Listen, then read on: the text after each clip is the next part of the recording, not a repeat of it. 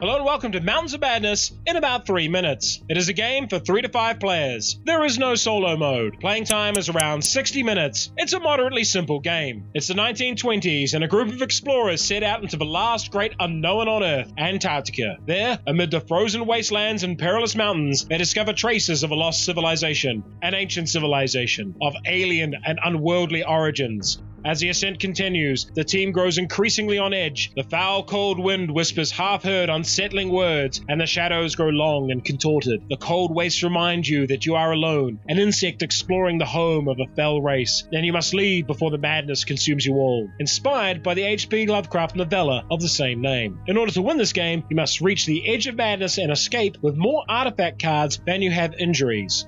You lose if you run out of leadership tokens. Cooperative. The team is working together to solve puzzles and win the game. Set collection. The main tasks in this game involve matching card sets. Each turn, a different player is the expedition leader. The turn order is as follows. Choose a location to visit, reveal it and state the required goal, take 30 seconds to negotiate and play cards, then check to see if you have won or lost the challenge. Finally, redraw cards and pass to the next player. You can use leadership tokens to get a boost during each phase. Mechanically, the game is very simple. Let's take this basic example. Dyer, Danforth and Lake need to beat this challenge. Danforth says, "I have 6 guns," and Dyer says, "I have 4." They agree that those 2 cards will match the 8 to 10 guns shown on the tile. Lake says, "I have all the tools needed." So they all place the cards face down, total them up and succeed quite easily. But the game's complications come from the set of madness cards, which you will gain during the game. Each level of madness is increasingly more difficult to deal with. So let's do another scenario. Lake high-fives everyone at the start of the round and says, "I got all the guns, we're sorted, go team!" Danforth says, "I have 5 crates, I have 5 crates." Dyer says, "I have 8 boxy things." To which Dyer says, "Do you make crates? Do you make crates?" Dyer nods. They still passed the challenge, but it took